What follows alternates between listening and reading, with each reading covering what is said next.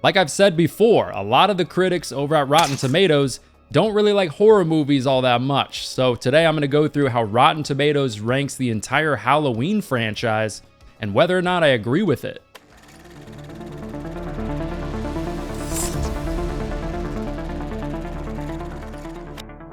So just to explain again how Rotten Tomatoes scoring system works, when at least 60% of the reviews for a movie are positive, you'll see a little red tomato, which indicates that that movie has a fresh status.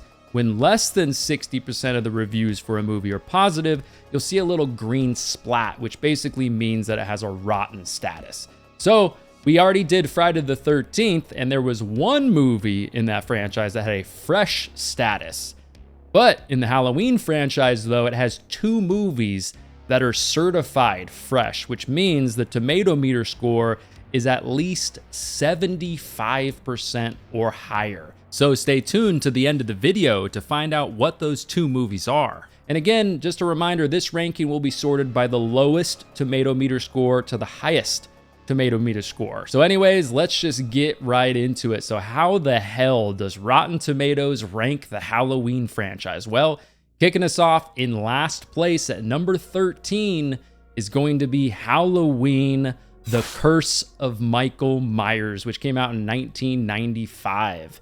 So this one has an 8% tomato meter score and a 36% audience score. So a big difference there. The audience clearly likes this movie way more than the critics. So the critics' consensus goes like this: Halloween, The Curse of Michael Myers trades the simple, brutal effectiveness of the original for convoluted mysticism with a disastrously dull result.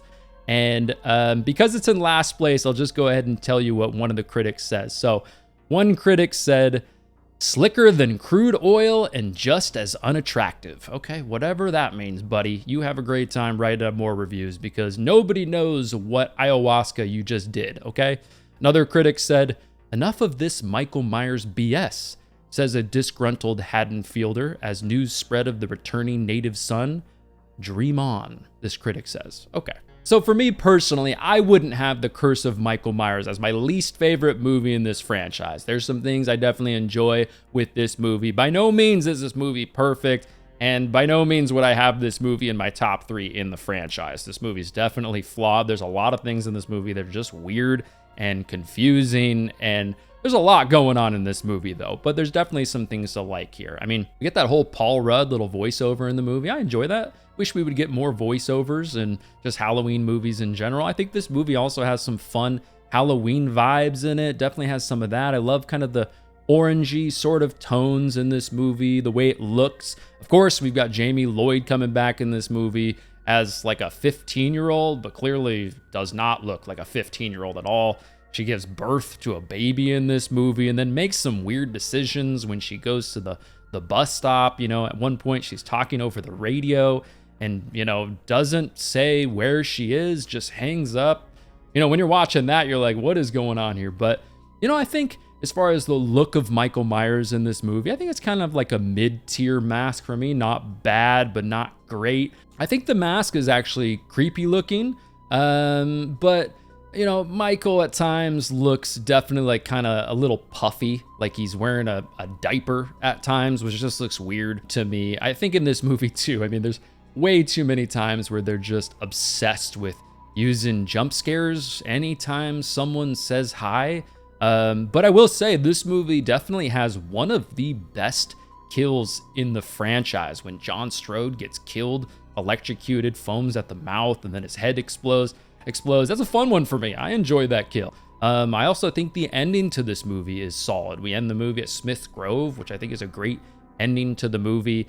Yeah, the whole like send off for Loomis at the end, you know, zooming in on the mask and he's just screaming, is a weird, confusing ending. But overall, I think this movie is a decent time. Like I said, it's not like a top 3 movie in the franchise for me or anything like that. But 8% on the tomato meter, I'd probably lean a little bit closer towards the audience score for The Curse of Michael Myers. Like I said, is it great?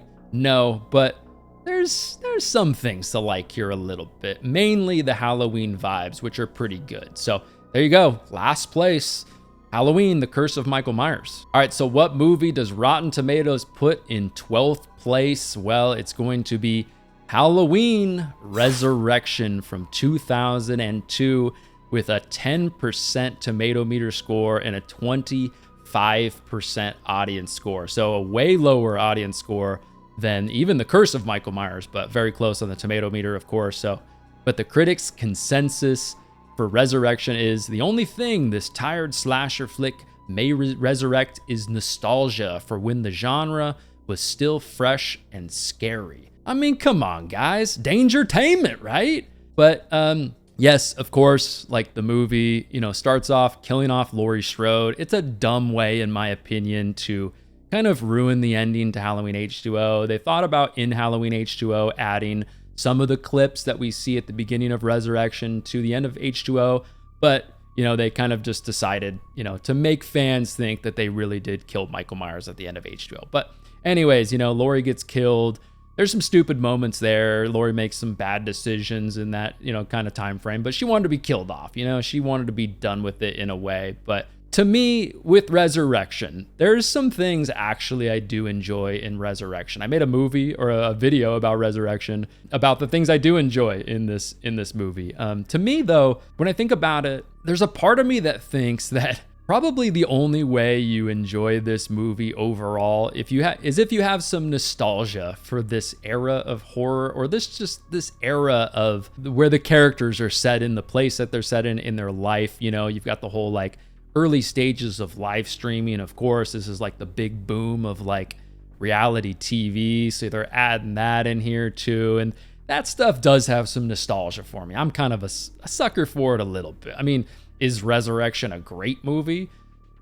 No. Does Resurrection deserve to be last on this list? Maybe, maybe not. I probably wouldn't have Resurrection as like my worst movie in the franchise per se, just because for me, my age, I fit right into that little small niche of like, the movie's pretty bad, but like I said, has some nostalgia for me. I actually think the mask in this movie is pretty damn solid. It's actually a cool look for Michael Myers. The kills overall in Resurrection, though, are pretty just meh. They're not great by any means. Trick or treat, motherfucker, Busta Rhymes. I actually don't hate Busta Rhymes' character. It definitely fits into the era. He's got some moments, where it's kind of funny. I think there was a lot of like just improvising with his lines and stuff, but it's just a silly movie, right? Resurrection's a silly movie. It's not a serious Halloween movie by any means. In the Friday the 13th franchise in the early 2000s, we're getting silly movies, and it's just kind of that era, right? They're just taking horror in that direction.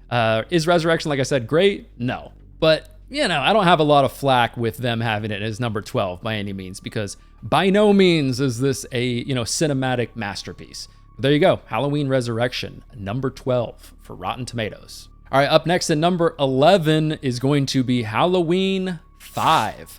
The Revenge of Michael Myers, which came out in 1989, and it has a 12% on the tomato meter and a 36% audience score. And the critics' consensus goes, Halloween 5, The Revenge of Michael Myers, finds the series embracing crude slasher conventions with pedestrian scares, disposable characters, and aimless plotting. So this is probably my least favorite movie in the franchise. There's definitely some things that I do not like in this movie that are just downright annoying. There's a couple like decent moments in this movie, but overall, it's just not a great Halloween movie. Is this the worst horror movie ever made? No, but I think, I'm just a huge fan of the Halloween franchise. So even the movies that are towards the end of the list, I can still have some fun with at times. So I will say right off the bat, though, the whole subplot of Jamie being able to kind of see what Michael sees in a way, feel what he kind of feels in a way, to me,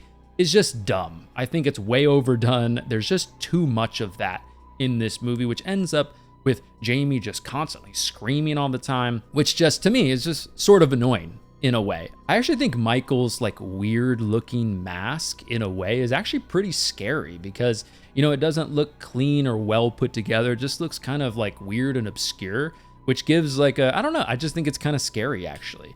I also think actually at the beginning of this movie, that whole scene with the explosion, by the river, Michael going into the river, floating away with the music. I actually think that is a really damn cool scene. It's very epic. Maybe one of my favorite scenes in the franchise for just being like a quick little scene, not like a favorite sequence, but just a quick little moment that I think is cool in this movie. I really enjoy that. I mean, of course, you get Danielle Harris back in this movie, who's great. I mean, her acting in this movie is, especially as a child actor, is kind of blows you away. It's really, really good. She gets a lot to do in this movie for sure. We also, of course, in this movie get the classic line from Loomis, arguably one of his most famous lines, his most iconic lines in the franchise, where he says, "I prayed that he would burn in hell, but in my heart, I knew that hell would not have him." Great impression of Loomis, right? Thanks, guys. Appreciate it. But, there's a lot of moments in this movie, though, where Michael just kind of looks like a dumbass. You see him just like holding up the knife. Like, even when there's nobody around him, he kind of just holds up the knife and looks around like, there's a moment towards the end of the movie where Loomis is like 15 feet away from him and he's just kind of like holding up the knife, looking kind of ridiculous and silly. Not somebody who even, looks scary. There's some decent Halloween vibes in this movie too. I enjoy that. That's a good time. That's always a little bit of a plus there, definitely. I think at the end of the movie, though, they should have really leaned into making the audience think that Loomis has gone completely crazy. The whole like trap scene at the end, they should have really made you believe that that was going to happen and kind of pushed it farther and farther and farther and then pulled the rug out from you. I think that would have been cool. They should have kind of a missed opportunity, in my opinion, there. At the end of the movie, too, I think they kind of do Jamie's character kind of a little dirty there at the end. Like, she's a smart kid. She kind of, she has like good wits about her. Like, she's pretty intelligent in these movies. Why would she go back in the jail like that? That's just kind of a little bit of a moment that makes her look stupid. But yeah, Halloween 5, like I said, to me, probably my least favorite movie in the franchise, just because I just look at it like, which movies do I have the most fun with? And to me, Halloween 5 has the least moments in the movie that are fun to me.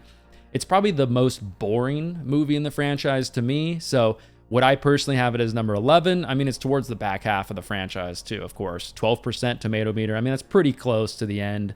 The same audience score as Curse of Michael Myers. I get that, but yeah, it's not a terrible place for it to be. But like I said, I'm not the biggest fan of Halloween 5, for Halloween sense, because I love this franchise. So there you go. Yep. Number 11 is going to be The Revenge of Michael Myers. All right, up next at number 10 is going to be Halloween 2 from 2009. Rob Zombie's Halloween 2 with a 25% tomato meter score, 44% audience score. So the critics' consensus for Rob Zombie Halloween 2 says, Zombie shows flashes of vision in the follow-up to his Halloween reboot, but they're smothered by mountains of gore and hackneyed, I don't even know what that means, brutal violence. That's kind of par for the course for this time, 2009. Especially being a Rob Zombie movie. And I am mad at it. You know what I'm saying? Like, the gore in this movie and Halloween 2 is pretty damn solid. I do wish we would have gotten more gore in Halloween 2. But I think, most of the flack for Halloween 2 comes from, like, just how weird it is for a Halloween movie. Kind of similar to some of the Thorn movies in a way, but of course, this is like us following essentially Forrest Gump hobo Michael Myers, right? Which is weird for the franchise, throws people off. Immediately, you're going to have people who are so divided on that. They either love it or they hate it, or they're just, just kind of, but in this movie, there's too many dream sequences in this movie. It's like, what is this, Inception? What are we trying to do here, right? Of course, like the white horse stuff. Anytime you have to put a line at the beginning of the movie to explain what the hell is going on in your movie, especially just a slasher movie, like, come on, we're trying to get a little too weird here. You know what I mean? If you need to explain it, then you're probably doing a little too much in a horror movie, right? But I think also we spent a little bit too much time with the whole, like, this now newer version of Loomis, who's like a little bit more crooked, money hungry, a little bit too much time like spent talking about his book and just everything with his book. Of course, we get like the amazing dream sequence at the hospital with some great kills, brutal kills, loud moments, the rain, and I'm just a sucker for hospital settings, and we'll talk about that more in a minute, especially when we get to the other Halloween too. But, I wish we would have gotten more hospital action in this movie. It sounds kind of stupid, and I know, the Rob Zombie movies get some praise for going out on a limb, especially in Halloween 2, and trying some things, and I respect that, taking a swing and going for something. I really respect that. So sometimes when I criticize movies like this, I feel a little bit weird because I respect that, but also like deep down in my core, I just love the more like formulaic version of Halloween, where it's just kind of the Halloween formula, but done really, really well. So there's a part of me that just imagines like, damn, what if Rob Zombie just took the approach from the original Halloween 2 with the hospital and then just kind of used that as the foundation for the entire movie, but also touching on the whole trauma thing. And then at the same time, just making it a Rob Zombie vibe, with this big menacing Michael Myers that we get, which I love. I love Tyler Mane as Michael Myers. I love his portrayal as Michael Myers in both of the movies. I think it's amazing. I'm a huge sucker for it. Love the mask in Halloween 2 and Rob Zombie Halloween 1, which we'll talk about in a minute too. But yeah, this movie's a weird one, right? There's a lot of things just going on in this movie. There's one thing too, it's like, so Loomis has been studying Michael Myers for years, knows how evil he is, knows what's within him. And then just kind of says, you guys haven't found the body, but screw it. Everything's fine. I don't really care. That seems weird to me too. We get too much screaming and stuff from Laurie probably, but I do enjoy the fact that, Rob Zombie explores the whole like trauma thing. What a character who, what she went through in the 2007 movie, what that would do to a person, how she would react, especially like early on in the whole experience. This isn't, 40 years after the events in the first Rob Zombie movie. This is pretty shortly after, and kind of what she's been through and how she's coping with these things. I like that. And I think Rob Zombie did a good job with that. I appreciate that. But weird movie. At number 10, not surprising at all. A lot of people have this as their like, top, a lot of people have this movie in their top 3. A lot of people have the Rob Zombie movies in their top 5. A lot of people have them as last by a country mile. For me, the Rob Zombie movies are not last. There's definitely a lot of positives here. But number 10 for Halloween 2, not surprised by it. All right, coming up next, which movie does Rotten Tomatoes put at number 9 in the Halloween franchise? Well, up next is going to be Halloween from 2007. Rob Zombie Halloween, the first one, with a 28% of the tomato meter, 59% audience score. The critics' consensus goes a little something like this. Rob Zombie doesn't bring many new ideas to the table in Halloween, making it another bloody disappointment for fans of the franchise. This movie's definitely bloody, so you definitely hit that point on the head. Yeah, the movie was definitely a disappointment for a lot of people. There's a lot of people who left the theater, I'm sure, in 2007, were just like, holy shit, what experience did I just go through? That was terrible. And then there's other people who left the theater and they were like, wow, I connected with that. That was amazing. That was a new approach to the Halloween franchise. That was a new vibe. Yeah, the script and the story is a little bit paint by numbers for the Halloween franchise in a way, but that was just because that's kind of what Rob Zombie had to do in the first movie. The second movie, he got a little bit more leeway to kind of do his own thing. But in the first movie, he had some things he had to kind of go by and whatnot. Yeah, of course, we got to talk about the white trash stuff in Halloween 2007. And I get it, he's trying to build this story for why Michael Myers is so fucked up and became this vicious, brutal killer. A lot of people don't love the origin story to an iconic faceless killer with, the blackest eyes.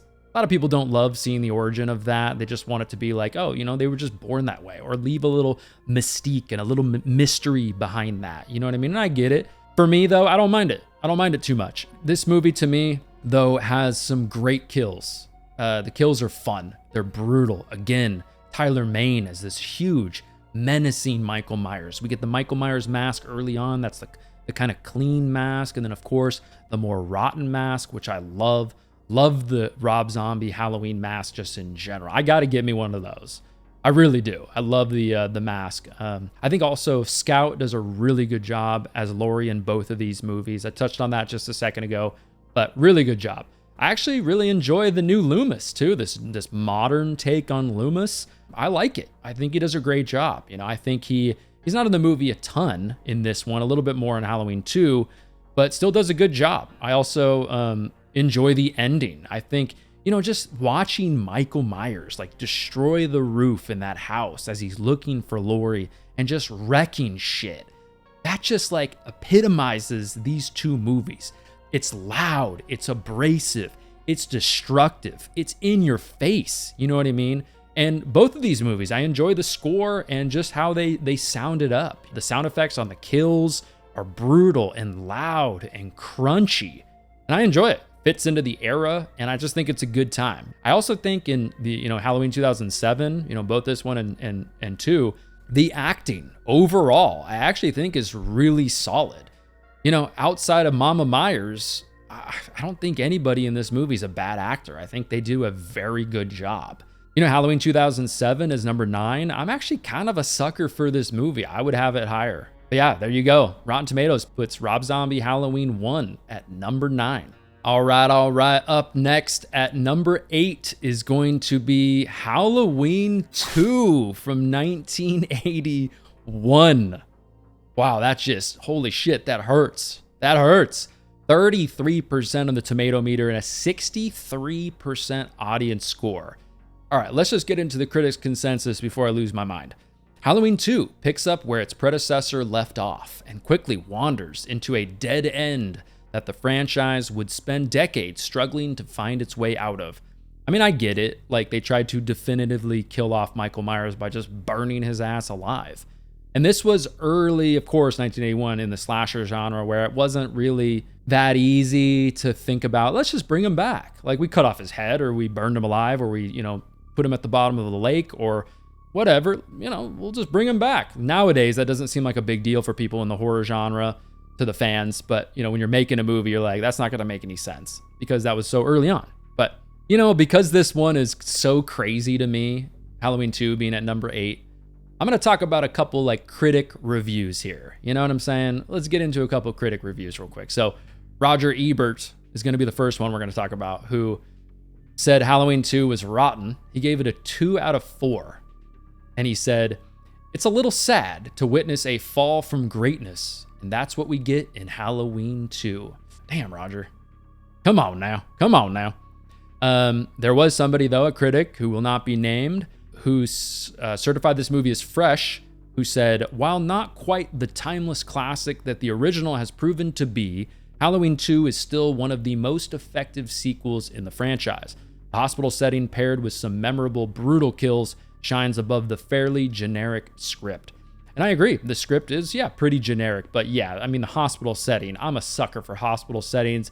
If you've been around my channel for a little bit, you know that. Love that. That is just so creepy and so well done. Come on now. Of course, you know what I mean? Halloween 2 is like, holy shit, it's like the Friday the 13th of Halloween, you know what I mean? It's like the first movie, it's got the mask, but it's just cranked up to 100. It's the first movie on steroids. Michael's just going ham on people. We get, like I said, brutal kills. Halloween 2 is the original Halloween 2 is one of my favorite horror movies ever made. Unapologetically, I will always say that. I love Halloween 2 from 1981. This movie, the characters like Bud, hilarious. Just the whole staff at the hospital, you kind of get to know a little bit. And then the brutal kills.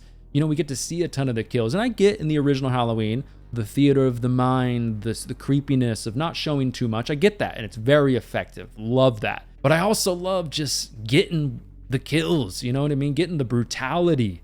The hot tub kill, of course. The security guard getting smashed in the head. The scalpel kill. The syringe to the eye. And then the nurse backing up like, holy shit, what's going on? And Michael just creeping out of the shadows. It's also one of my favorite masks in all of horror, definitely. I love the mask in Halloween 2. More beaten down, more worn. Just, so scary looking in my opinion. Michael is just under so many cool, like shadowy moments in this movie. You got the moment where he's under the red light outside of the hospital, which is great. This movie is just so damn good. I love how it kicks off right after the original. I love when sequels do that. You get the guy who's like, I've been trick-or-treated to death tonight. Great scene. You know what I mean? You don't know what death is. Great moment. Halloween 2 is just a damn good time, in my opinion. And you know, Rotten Tomatoes, you're full of shit. Number 8, come on now. What are you guys thinking? 33%? I'm with the audience. I would go higher, but 63% audience score, okay. You can work with that, but 33%? You gotta be kidding me. Obviously, the movies that I have not talked about yet are ranked higher than Halloween 2 from 1981, which is, in my opinion, one of the best, greatest horror movies, of course, one of the greatest slasher movies ever made. All right, that was number 8. Now I'm all mad. I'm all worked up. I'm ready to, throw haymakers with Rotten Tomatoes right now. What are you guys doing? But up next is actually going to be a tie for 7 and number 6. It's going to be Halloween 4, The Return of Michael Myers from 1988, and Halloween Kills, both with a 39% on the tomato meter. However, Halloween 4 has a 53% audience score, and Halloween Kills has a 66% audience score. All right, so let's start by talking about Halloween 4. So the critics' consensus for Halloween 4 is Halloween 4, The Return of Michael Myers. He returned because of Halloween 3, right? Came back. People love that. But anyways, may bring the series' masked killer back into the fold, but fails to offer the visceral scares and inventiveness of the original. Okay, I get that. It's very, like I've said before, paint by numbers Halloween movie. It plays it safe in a lot of ways. There's some things that we've already seen before in the franchise, of course, but when you talk about Halloween 4, and so many people, when they talk about it, is the fall Halloween vibes. The introduction to the movie, of course, iconic, so good, just reminds you of Halloween season. You know what I mean? Just put on a loop of that intro in October or, late September, and it just puts you in the mood right away. You're just like, damn, I love it. Actually very similar to Halloween Kills, you've got like this town kind of in a way coming together to, try to defeat this fucking guy. That's fun. That could be a good time. Of course, this is the introduction of Danielle Harris as Jamie Lloyd in the franchise. And I've already talked about it a little bit, but huge fan of Danielle Harris. Love her. She's amazing. She's just so great. Hopefully I get to meet her someday, but she's such a great child actor, still a great actress, but at that time you're just blown away by what she does as a character as Jamie. Is so good in the movie, so likable, as someone you root for. She's been through so much as a character. One of the things I do not like about Halloween 4, some people like it, some people don't. For me, I'm on the side of I do not like the look of Michael Myers in this movie. It's not one of those looks where it looks kind of weird and kind of off, but that makes it scary. No, to me, like the look of Myers in this movie, yeah, it's growing on me, definitely, but it looks kind of just weird. The whole shoulder pad thing looks very unathletic and not scary. I do, though, think the ending to Halloween 4 is great with the car chase or the car scene, you know what I'm saying? Michael tossing people all over the place, getting all over the car, fighting with the kids. It's a great ending. You know what I mean? It's intense. The score is fun. And overall, I think Halloween 4 is a really good time. Overall. Is it one of my favorite Halloween movies in the franchise personally? Like a top 3? No. Do I have a problem with it being at 7 or 6? No, not really. I think Halloween 4 for me kind of fits in the middle tier. So not really a problem for that. But yeah, Halloween 4. So, all right, Halloween Kills from 2021. So critics' consensus for Halloween Kills is Halloween Kills should satisfy fans in search of brute slasher thrills. Yeah. But in terms of advancing the franchise, it's a bit less than the sum of its bloody parts. This one actually also has this audience consensus thing. So what does the audience say? So generally the audience says, Halloween Kills doesn't do much to move the Michael Myers saga forward, but viewers looking for hardcore horror violence won't be disappointed. I actually kind of disagree with that. I mean, yes, the quantity of kills and the amount of blood in Halloween Kills is there. Do we get some fun kills in this movie? Yeah, of course, but I kind of wanted better in a movie labeled Halloween Kills. Like, yeah, there's a lot, but to me, the kills, some of them are just silly. I mean, especially the moment where, everybody towards the end of the movie is ganging up on Michael Myers. We're getting these weird, like, zoom in shots and everybody gets a turn and, Michael gets up and starts killing everybody. It's like really zoomed in. And for the whole David Gordon Green trilogy, I think was shot really well and looks really well. That moment is probably the worst looking moment in the trilogy for me. Just a dumb moment too, just stupid. Also, I remember watching this movie, in 2018, we'll talk about it in a minute, but I really enjoyed 2018. And going into Halloween Kills, I was like, all right, I'm ready for this. But as soon as we got that whole moment with the firefighters, kind of like taking one by one turns, like it's your turn, now it's my turn, it's your turn. That whole moment with the firefighters, my spidey senses started to tingle about this movie. And I quickly realized, this probably wasn't gonna be what I expected it to be. You know what I mean? 2018 was kind of a similar vibe to the original from 1978. So I was like, oh, damn, are we going to get a movie that feels like the original Halloween 2? No, not at all. Like the firefighters I was talking about a second ago. Yeah, it's gory as hell. Yeah, we get some kind of cool moments there. But in that moment, Michael kind of looks weird. And also you're like, when did Michael Myers become John Rambo? I love Michael Myers being amped up like in the Rob Zombie movies where he's just wrecking shit. But taking on 20 people at the same time, he's not creeping through the shadows anymore.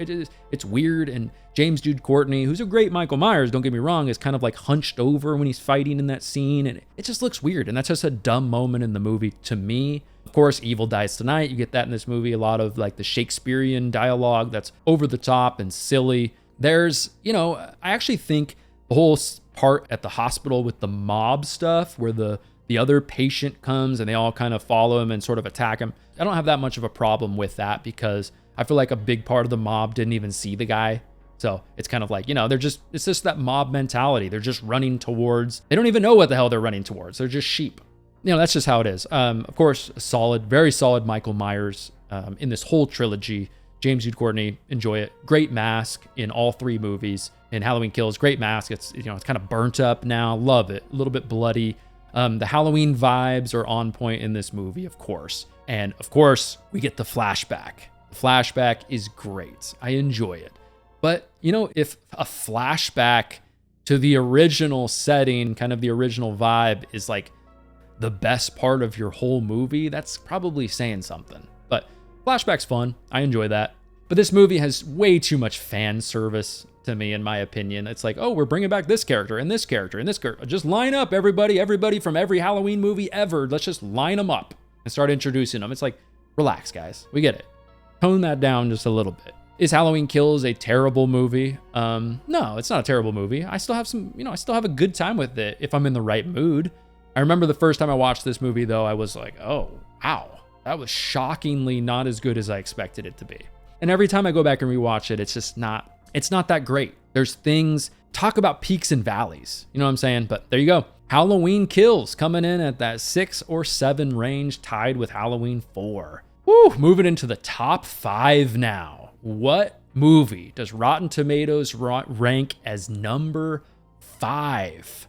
Well, it's going to be the most recent movie, Halloween Ends, 2022, with a 40% tomato meter and a 57% audience score. The critics' consensus goes Halloween Ends, for now anyway, with a frequently befuddling installment that's stabbed, slashed, and beaten by a series of frustrating missed opportunities. And then the audience says, audience kind of little thing, they have another audience thing for this one. It says, Halloween Ends packs a few slasher thrills, but many fans will be disappointed by the way it concluded Michael Myers' gory saga. Well, yeah, of course. I mean, it's an old-ass Michael Myers who gets bitch-slapped by Corey. Of course that's going to piss some people off. But, I mean, for me, would I have Halloween Ends as number 5? No. Totally disagree with that being number 5. I know a lot of you watching this video right now are like, Halloween Ends is an all-time masterpiece. I would have it in my top 3. No shade towards you. Nothing wrong with that. There's some things in this movie that are really fun. The movie looks great. Some of the kills are amazing. Of course, we get that kill at the radio station, the whole junkyard scene, which is cool as hell with a great score. The music all across the board in the David Gordon Green trilogy is great. But man, I mean, what a weird movie after 2018 and Kills. You're not setting up this movie at all. It just seems like okay, so it's a trilogy, but not because the movies feel so disjointed in some ways, at least the tone. I mean, Halloween Ends is the most disjointed movie in this trilogy, of course. Halloween Kills, of course, kind of takes place, after 2018 and leads into that, but a very different tone. And then Halloween Ends, you're just like, we're just going to take this story out of our ass and just throw it out here, And, not a bad little, like, sort of anthology movie with Michael Myers thrown in, but still, there's weird moments, like in the sewer, where Michael is, like, powering up. He's, like, having, like, a seizure, and he's, like, powering up from these kills, and Corey beats the shit out of him, and just weird moments. Corey and Michael, like, having this little bromance together, when they're at the doctor's house. Corey's like leaning on the glass, like, ooh, hey, buddy, you're doing good in there, And fully expecting them, like a lot of you guys have said, ever since I heard that moment where it's like, oh, Michael, that would have been funny if Michael was riding on the back of Corey's motorcycle. I cannot get that out of my head when I watch that scene. Oh, makes me laugh so hard every time. But yeah, I mean, there's some fun things in Halloween Ends. Definitely. The score is great. The opening credits, with the whole Halloween 3 vibe, giving us a little hint on what's going to happen. There's some good stuff here, but holy shit. Introduce this a little bit earlier so we, there's some background with this whole thing. Yeah, Halloween Ends, right? What am I supposed to say, right? It's Halloween Ends. It's a weird movie. Would I have it, like I said, number 5? No. I would have it later, worse, pushed back a little bit more. So there you go. Halloween Ends, number 5.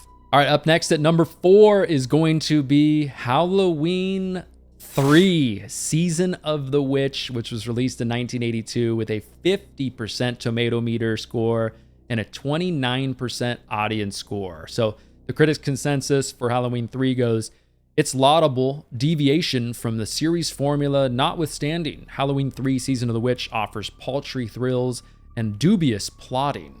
I'm going to read a critic review for Halloween 3 actually, because, this movie is, it's out there in some ways. This is a movie that's very polarizing, like Halloween Ends.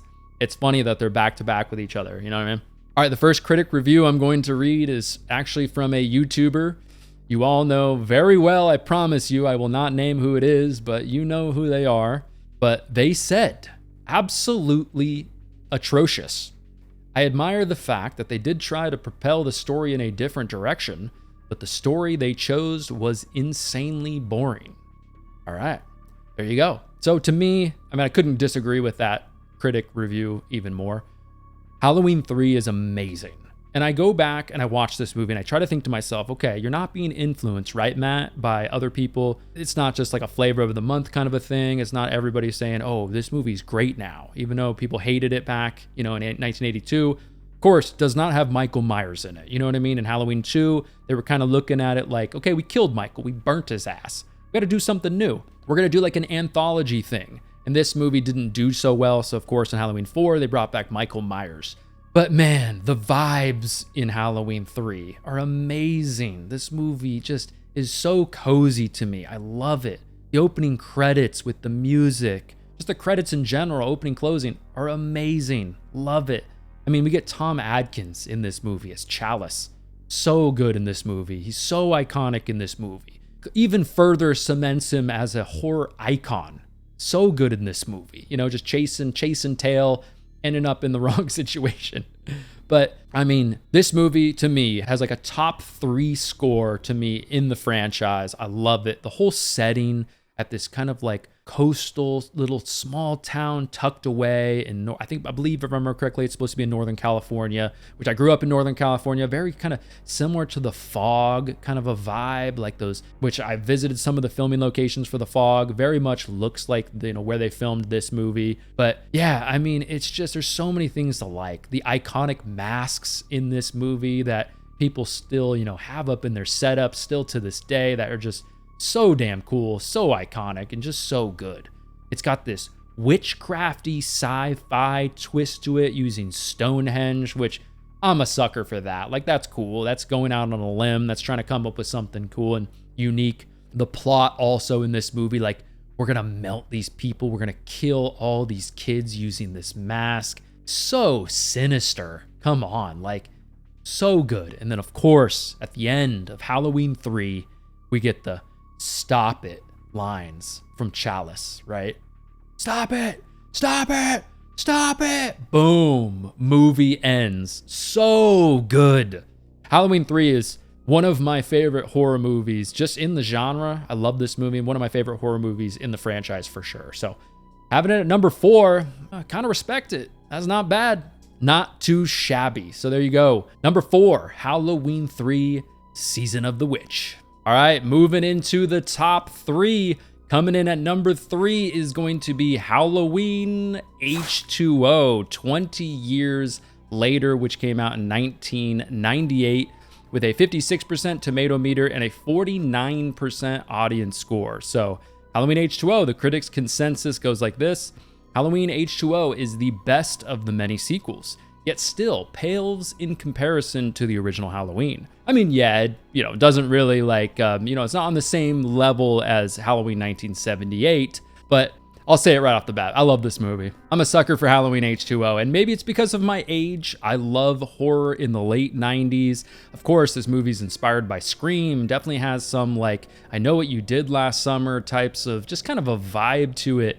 It's crazy to think that Halloween H2O, it came out only 3 years after The Curse of Michael Myers. They feel like completely different movies. And of course, like Scream, revitalized the genre, you could say changed horror, forever in a way. So of course, that was a huge moment in horror right after, shortly after Curse of Michael Myers, but kind of crazy. They're both so different. But yeah, Halloween H2O, I'm a sucker for this movie. I really love it. Has a lot of replayability for me personally.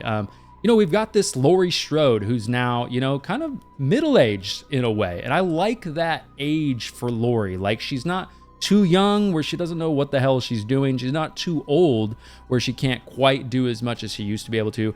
So, at least Jamie Lee Curtis was 40 when she filmed the movie. I don't remember exactly how old she's supposed to be, nor, maybe they don't even tell us, but she's 40 essentially when they filmed this movie. So she just has a little bit of wisdom there, can still hold her own, do some shit. She's just a great age for her.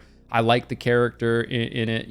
It's a great setting too, at the house where the school is, of course, the same house from Scream 3, but just a great setting, a lot of fun. It kind of feels like it's tucked away from help, where, maybe the cops could be, it's kind of hard to get help just in general. And of course, Halloween H2O has Josh Hartnett in it. Big fan of Josh. Looking forward to seeing him in the new M. Night movie coming out later this year. But he's great in this too. And you're following Laurie, who's been through, obviously, the shit from 78, has trauma, is having a hard time. She's still holding down a job, but having a hard time in other aspects of her life. She's drinking a lot. She's got this relationship with her son that we're watching, and just their kind of fun, cool relationship a little bit. Also, it kind of reminds me a little bit of Laurie in Halloween Ends, how she kind of almost takes Corey under her wing a little bit and has a fun little relationship in the beginning of that movie, of course. This movie takes a lot of flack for the score, just the soundtrack in this movie, but I like it. And again, that probably just goes back to nostalgia. That probably just goes back to the era. I enjoy it. You know what I mean? I like it. Yeah, I wish the mask in Halloween H2O was more consistent. But I will say, especially the mask that we see at the end when Michael gets his head chopped off, just that's the mask that I think of in this movie. But I like the mask. I think it's good. That mask in particular. Of course, there was all these different variations. You've got the CGI version and just all that shit going on with the mask. But the mask that I think of when I think about this movie, I think it's good.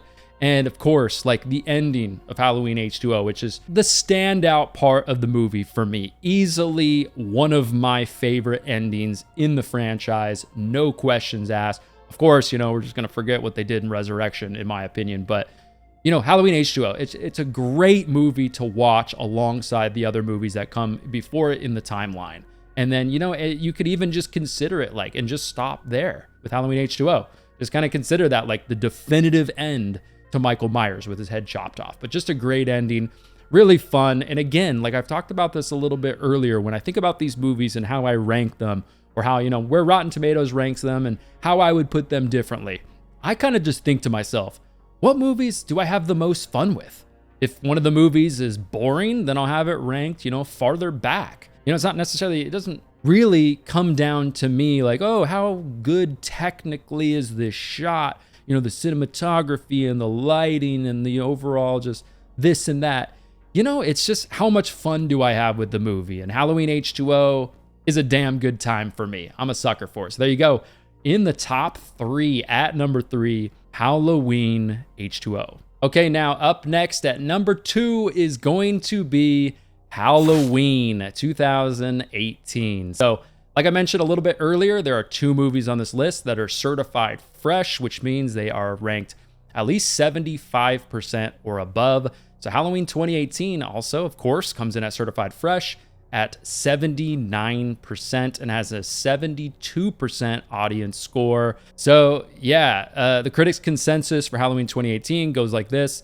Halloween largely wipes the slate clean after decades of disappointing sequels, ignoring increasingly elaborate mythology in favor of basic yet still effective ingredients. So I talked about this a little bit earlier with the Halloween 2 Rob Zombie kind of talk there when I mentioned, like, I don't mind it at all when in the Halloween franchise especially, which is a franchise that is so simple in its premise, but in some cases executed so well, that I love it when the movie doesn't really try to do something crazy. It just sticks to the formula, adds some new flavor in there here and there, but just does it very, very effectively and just still gives you that tone similar to the original, similar to maybe the second movie as well and some of the others. Just that great Halloween feel. And Halloween 2018, yeah, of course, like doesn't really go out and try to do anything crazy like the consensus just says, but just takes the formula and just makes it modern, makes it fun, makes it brutal at times and scary too at times. Of course, this is like usher in this older Michael Myers, James Jude Courtney for the first time. Amazing in this movie. The last time I watched Halloween 2018, I actually got a nightmare from the movie. I think it's the only Halloween movie I've ever gotten a nightmare from. Of course, I didn't see Halloween, 1978. Obviously not in the late 70s, nor did I see it in the 80s. So probably would have gotten some nightmares from that. But yeah, 2018, like recently, maybe 6 months ago, I watched the movie and I've seen it, since then. But still, like I remember I watched it and then later that night I had this weird, like creepy ass kind of scary dream where I was being stalked by Michael Myers, which is crazy. Like, that just doesn't happen to me very often. But yeah, Halloween 2018, like a fun introduction, great Michael Myers, great mask, great kills, really fun.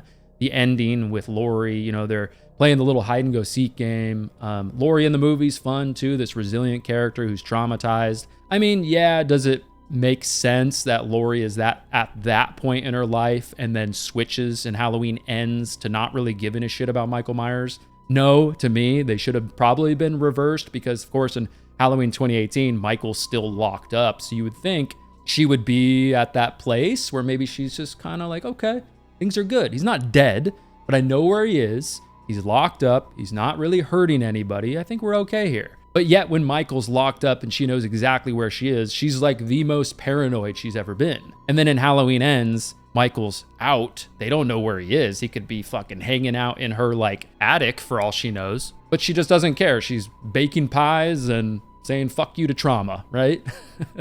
So it's weird. That was a tangent, but still. Halloween 2018 is a good time. I really enjoy the movie. Would I personally have Halloween 2018 as number 2 in the franchise for me? I don't know. That's a tough call. Like, they have it number 2. I have no problem with that at all because I personally really like it. Obviously, the audience really likes it too. And the critics really like it too. Technically, it's a really good movie. Best movie, in my opinion, in the David Gordon Green trilogy, for me personally, by a mile. I have fun with some of the other things in the other 2 movies, but still, Halloween 2018 is just a damn good time. You know what I mean? You look for some things in the Halloween franchise in particular. How is Michael in the movie? Amazing in this movie. How's the tone? Great. Feels like 78 kind of. How are the kills? Really fun. You know what I mean? It's just, it checks a lot of these boxes. Like I said, doesn't do anything crazy. The script isn't crazy. It's not super unique, but just executed really well. So no problem with Halloween 2018 being in the number 2 spot. So there you go. Halloween 2018, number 2. And obviously, by process of elimination, you know what's coming up next, which is going to be Halloween 1978, rated number 1 in the franchise by Rotten Tomatoes. Obviously, all-time classic, kicked off the franchise, inspired so many horror movies for years and years and years. But Yep, came in certified fresh, 96%, and an 89% audience score. The critics' consensus with the OG is scary, suspenseful, and viscerally thrilling. Halloween set the standard for modern horror films, 100%. Definitely. Was also inspired by other movies, though, before it, like Black Christmas, Psycho, etc. And you know what? Because 78 is an icon, it's a classic, it's number one on this list, let's read some critic reviews, all right? So, first review that's coming in from a critic was fresh, not surprisingly. They said, in horror, the Jack-in-the-Box scare is the quickest way to get a scream, but the still shocks are the one that linger with you. Halloween has them both, but it specializes in the second. And I would agree with that. That is also something you don't really think about. It has the multiple types of scares, definitely. Another critic review, certified, well, not certified, but just fresh, they rated it, said, Halloween is an absolute merciless thriller. A movie so violent and scary that, yes, I would compare it to Psycho. And you know, I mean, it's not like so violent. Maybe in 1978 it was, but a movie, surprisingly, you know, is not that gory, does not have, you know, that many kills. I mean, obviously it doesn't compare to movies later in the franchise, Halloween Kills, etc. But still, yes, I would agree with that. This critic, however, said 1978 was rotten. They rated it rotten, and they said, since there is precious little character or plot development to pass the time between stalking sequences, one tends to wish the killer would get on with it. It's called tension, dude. It's called building tension. It's called creating an ambiance. It's called, you know, creating the mood. You know what I mean? That's what it's called. I don't know if you've heard of it, but damn. But yeah, I mean, not everything in that review is completely ridiculous. I mean, there's not a lot of character development here, of course. There are some throwaway characters. There's some standard slasher stuff, people, you know, just banging and then getting killed and whatnot. But of course, I mean, Halloween 1978, come on. Like, I don't mean to sound cliche here. Like, is Halloween 1978 always my number one in the franchise? Just defaulted? That's just what it is? That's the Bible of this franchise? No, it's not. There's other movies in this franchise that I'll put on before Halloween 1978. Does it have an insane amount of replayability for me? Yes. Does it have incredible October Halloween vibes? Yes, of course. Does it have arguably the best Michael Myers in the franchise? Yeah. The best mask potentially in the franchise too? Yeah, of course. Iconic, amazing, incredible. Of course, you know what I mean? Nick Castle, great. Love how Michael in this movie just stalks. It's like a cat creeping in the shadows. Of course, you've got the moment like when he escapes from the sanitarium and all that. You know, he's making his way to town, killing people along the way, stealing his mask, getting some of his equipment, figuring out who he's gonna kill, what's gonna happen here. You know, we also get the introduction to the Myers house, which is so iconic in this movie too. But yeah, it's not the bloodiest movie, right? I'm a sucker for late 70s slashers and horror movies just in general. There's so many movies from the 70s in horror especially that are just so iconic and age so well because there's something about that era. It hadn't quite kicked off the whole Friday the 13th, the whole crazy slasher vibe, which I love, don't get me wrong. You're still in that era of like, we're not going to show you everything, which makes you kind of think. You know, not all the kills are going to be on screen. Not all the kills are going to be bloody and just ruthless. Yes, I do love that aspect of movies as well, but still, in the 70s, you get a lot of just moments where, you know, the main antagonist, the villain, is in the shadows, is creeping around. You don't see too much of it. You know, maybe the production was a little bit iffy on how they, you know, the mask looked or whatever it was. And, you know, of course, in this movie, it's like they picked up a Shatner mask, did some shit to it, spray painted it white, and then it was just like, wow, what happened? This is beloved. You know, this mask is incredible. But yeah, Halloween 1978, we don't need to go on and on about that. You've heard everything a million times. Classic. I mean, do I have a problem with it at number one? Yeah, hell yeah, I do. This movie should be last on the list. No, of course not. It's an all-time classic. Kicked off a lot of things we see in the genre. Tropes, inspired hundreds, thousands of movies probably, and just an all-time classic. So, you know, seeing Halloween 1978, number one, Rotten Tomatoes. I mean, if it was like number 7 or something on the list, I would be like, okay, relax, guys. You're just trying to trigger people. But, you know, So yeah, there you go. Halloween 1978 ranked #1 by Rotten Tomatoes. So there you go, everybody. Hope you enjoyed my reaction, kind of my thoughts on how Rotten Tomatoes ranks the entire Halloween franchise. Like I've said before, Rotten Tomatoes and me, we kind of have an interesting relationship because, you know, like a lot of you, I'm sure you've been burned in the past by rankings from Rotten Tomatoes or reviews. I mean, you know, we all see the commercials or the marketing all the time where it's like certified fresh.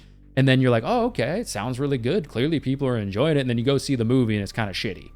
And it's ranked like 97%. And you're like, what is happening here? And then you see other movies that are ranked like 50%. You're like, this movie's amazing, or 80%, or whatever it is. So, you know, you take it with a grain of salt, but still, yeah, these are fun. So if you want more Halloween content on my channel, I've got a lot of it, more coming in the years to come for sure. So go ahead and check those out. I'll post some videos right here next to me if you want some more content from me right now. But anyways, everybody, again, I hope you enjoyed my kind of review of how Rotten Tomatoes ranked the Halloween franchise.